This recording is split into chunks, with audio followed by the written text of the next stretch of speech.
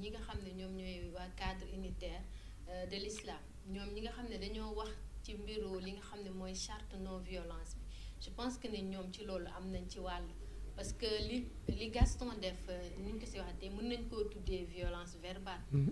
Est-ce que tey jii nii cadre unitaire boobu di woote ci jàmm est-ce que ñoom tamit dinañ taxaw ci loolu. waaw c'est-à-dire que tey jii nii loolu bi mu amee.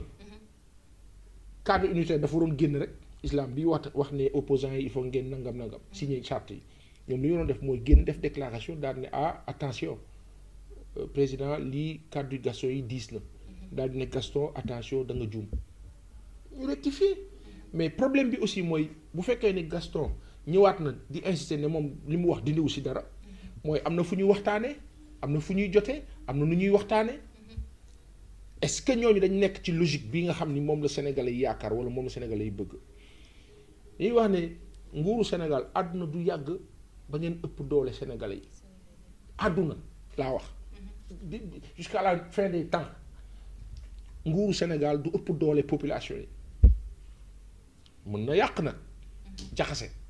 mais du ëpp doole population yi donc li gën te comme ñoom ci population lañu bokk li gën mooy nañ dem dans le sens positif du terme aujourd'hui il s'agit de quoi mooy dëkk bu tudd Sénégal bu am ay possibilités am ay richesses Sénégal a ngi nii on a tout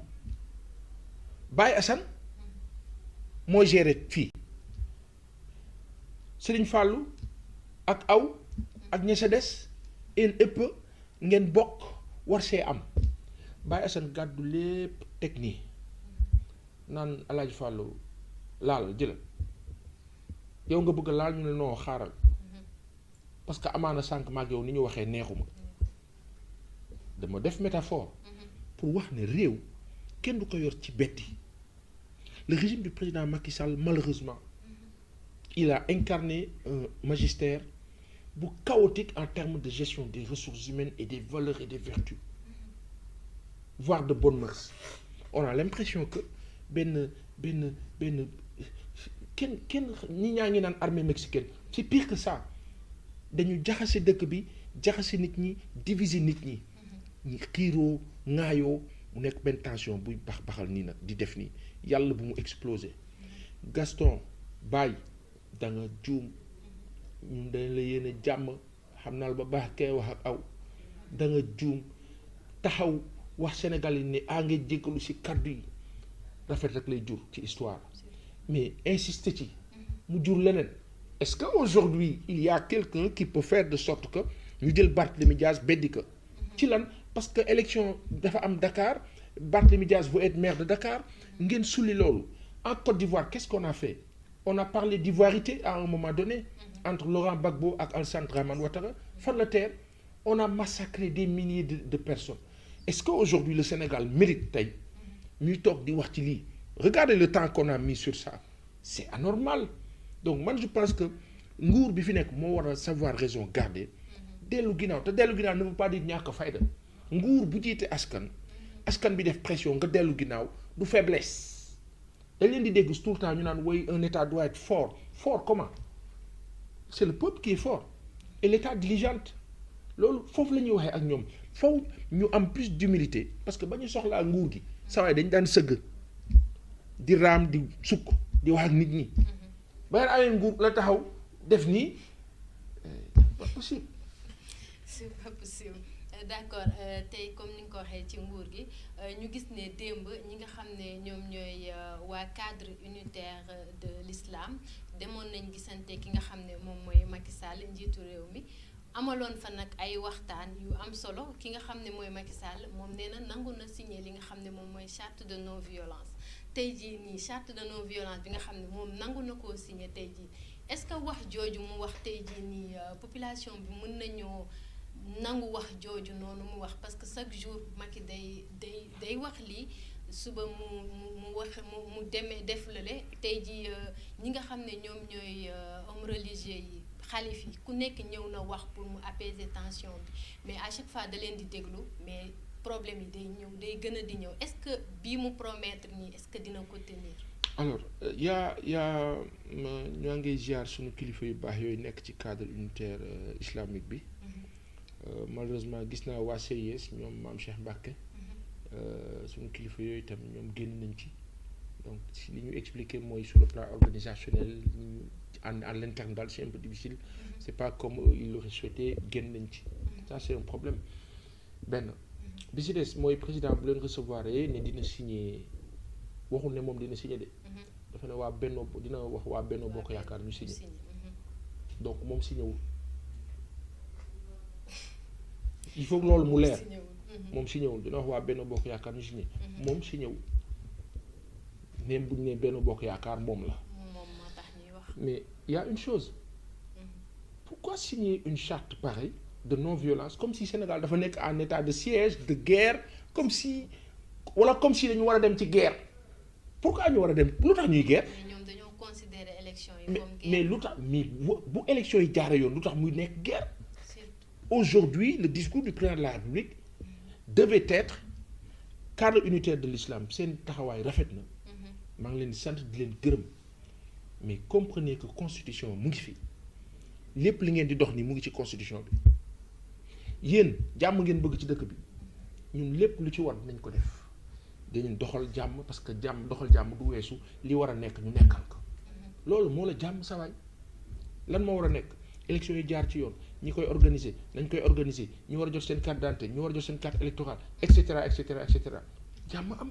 ñan ñoo war a bokk ci élection yi ñu bokk jàmm am mais la ñu defoon ca élection 2019 beddi boo xam ni teguñu ko fenn teg ko ci stratégie planifier ko organiser ko forcer ko nit ñi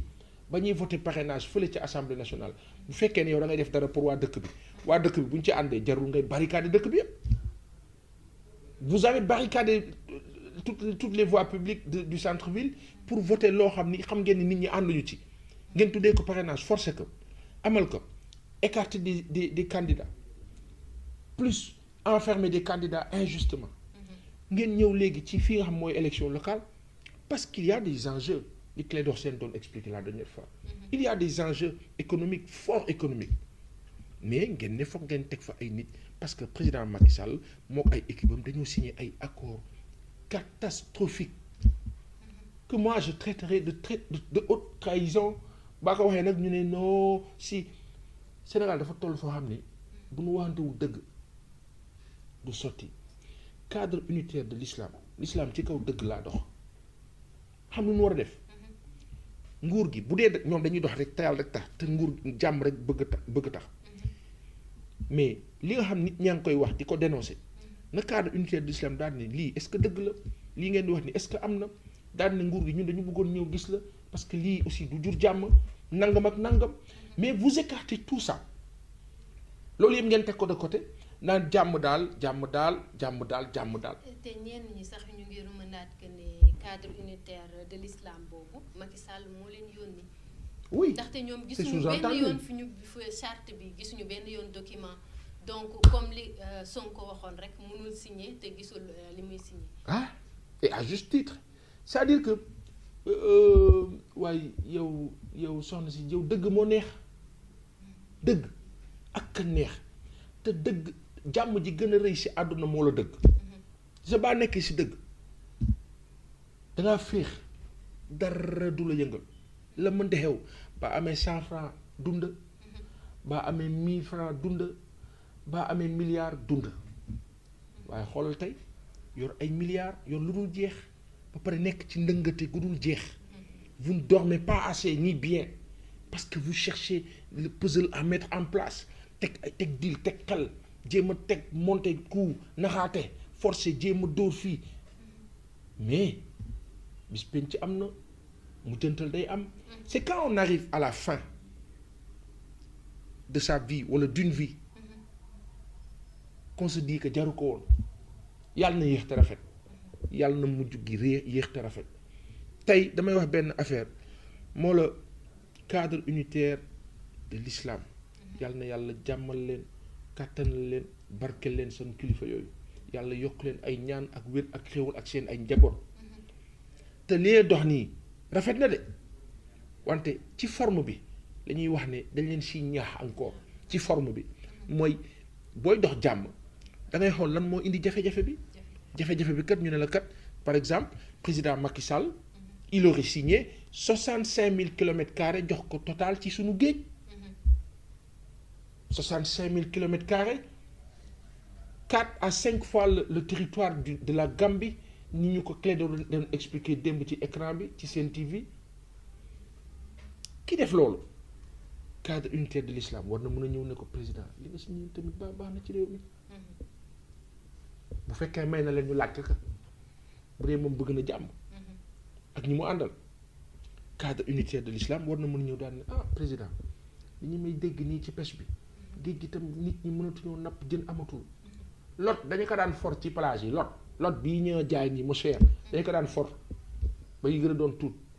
waaw léegi est-ce que Sénégal war naa mën a dund loolu yëpp ñu ne la par exemple enseignants yi waa CUSEMS war nañ dem mouvement waa Parcelles Assainies ñu ngi jooy ndox mu baax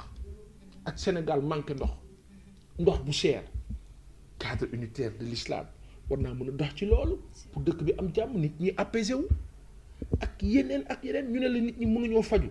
cadre unitaire de l'islam war naa mën a wax lu tax Sénégalais mënuñoo faju Ousmane Sonko nee na opposants yi nee nañu Khalifa Ababacar Sall li muy wax ni du dëgg du yoon loolu bu fekkee am na loolu doy na war waa Yewwi Askan bi li ñu wax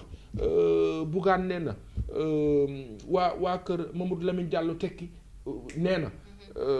Abdoul Mbaye nee na ak ñeneen waa sawaay jàmm ay socle la